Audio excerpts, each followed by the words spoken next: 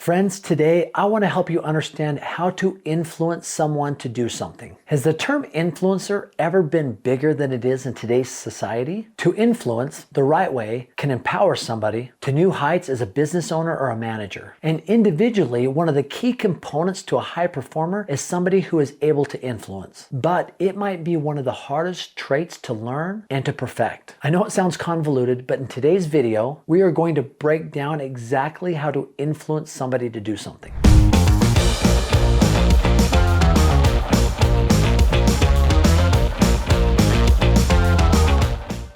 Can you really influence somebody to do something? And I'm not talking about coercing or manipulating somebody to do something, but truly to improve your ability to influence somebody so much that they want to do something that you want them to do. The answer is yes, you actually can. So let's dive into this world by first understanding what it means to influence. I then want to cover how to influence the right way, but also caution you about how to influence the wrong way. And finally, how your influence can motivate somebody to do something. If you're ready, let's go.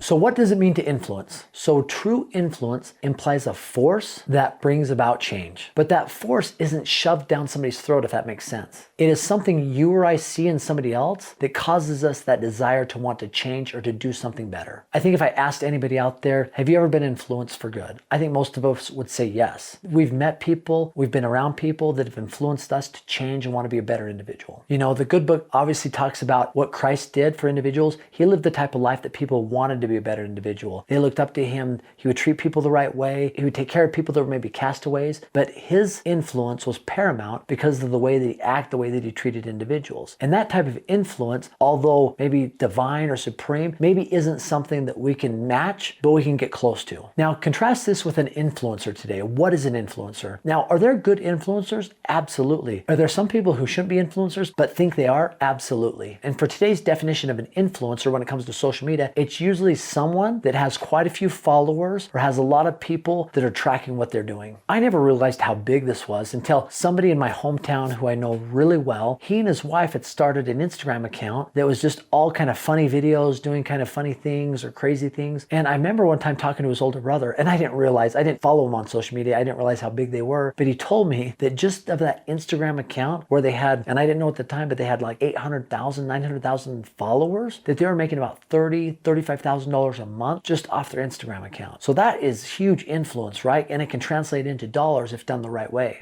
Now let's talk about the correct way to influence. First off, it has to come natural, right? It can't be something that feels fake or phony, right? Because you're inspiring somebody to do something. So it has to be natural, it has to feel natural, and it has to be genuine, right? If you're trying to influence somebody to do something, it has to be genuine. People can feel that. I think kids are a perfect example, right? It's maybe easy to manipulate kids, but when they know that you love them, that you care about them, that you want the best for them, and you're trying to influence them to do something, but it comes from a place of compassion and you're genuine, chances are it's going to be received so much better. And that's true in the workspace, in your personal life. It has to be genuine. It can't be fake. I was just at a conference and I saw one of my good friends there. It was his organization that was putting on this big conference. It was a personal development event, but it was also for his organization. And I could see how much people loved this individual, this friend of mine. Once again, he was somebody who influenced so many people to do things. And the way that he did this is he cared about them. And you could just tell that he was compassionate. He spent time with them. He talked to them. And you could tell none of it was phony. And people resonated towards that. It's been rare that I've seen that many people have such a great admiration for somebody and are influenced by somebody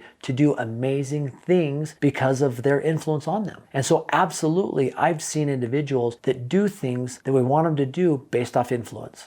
Now let's talk about the wrong way to influence. Like I said, coercion, manipulation, right? That never works. I mean, it could work initially, but it doesn't work in the long run. I remember one time in my real estate business, we were building a home, a spec home. And I remember a good friend of mine was working on the job, like kind of managing the project. And the general contractor approached him and said, hey, listen, I need you to do this, and this. And he says, man, you know, Aaron actually asked me to do these other things. And he said, hey, look at my hat. What does it say? It says boss. You know, so my friend took that the way and was like, man, what an idiot. I don't want to be around that guy. It actually created some real friction in the project we were trying to work on, because at the same time, we were kind of partnering with that builder to be able to build something. And the fact that he was trying to get somebody to do something by coercion or trying to be above that individual and saying something like, my hat says boss, you're going to do whatever I say, that's not the right way. And I remember it took probably days to be able to fix that rift between those individuals because of what had happened. And so remember, there's times where you can build bridges or you can burn bridges, and trying trying to coerce somebody to do something, manipulating them, is definitely burning the bridge. Along those same lines, I know that people just along the like, hey, my hat says boss type of individual, I know that there's people that think when they elevate to a certain title that all of a sudden people are going to follow them. People don't follow titles. They follow individuals, and they follow what you do, how you are. So even though you might have the title and people might have to follow it just because of the title, they truly are influenced by you or will do something because you're influenced because of how you act, not because of the title you have. And this goes to one of my favorite sayings out there. Nobody cares how much you know until they know how much you care. If you're looking to influence somebody to do something and you understand this concept that they don't care how much you know until they know how much you care, then you're going to be able to see people affected by your influence, and it's going to drive them to do things that you want them to do because they know that you care about them.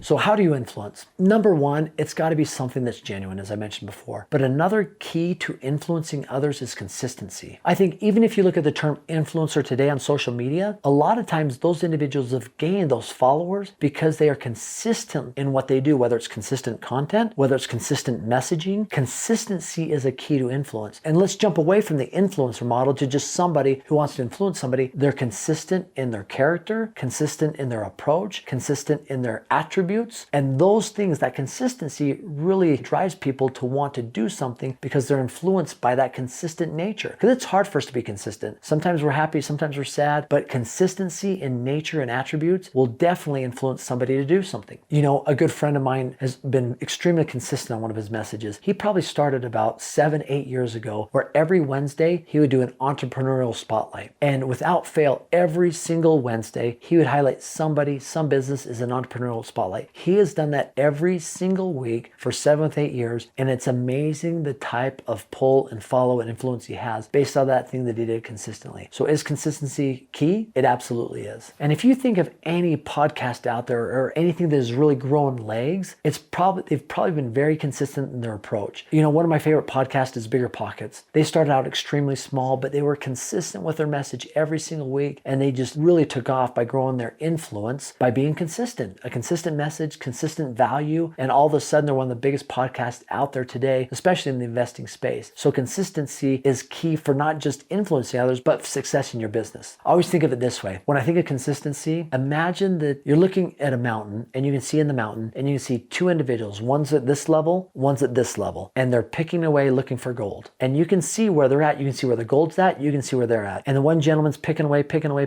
and he's just a smidgen away from breaking through the gold. So is the other individual. But the other individual puts his pickaxe over his shoulder and starts walking away. It's that sometimes we're so close to the gold that if we just keep going, if we're consistent, awesome things are going to happen, but we quit just before that awesome moment happens. So consistency is absolutely key. Now, those are some things I've seen that have helped me influence others to do certain things and that have caused me to do certain things because I've been influenced. I'd be interested in your feedback, so please go ahead, leave a comment. I'd love to engage in a dialogue with you. And as always, I've got a free gift for you. AaronsSalesTraining.com. Just click on the link below. It's 20 of my best modules on persuasion and influence. That's a free gift for you that'll help you in your sales as well as professionally in your life. Once again, thanks for stopping by. Thanks for watching the video. Have an amazing day.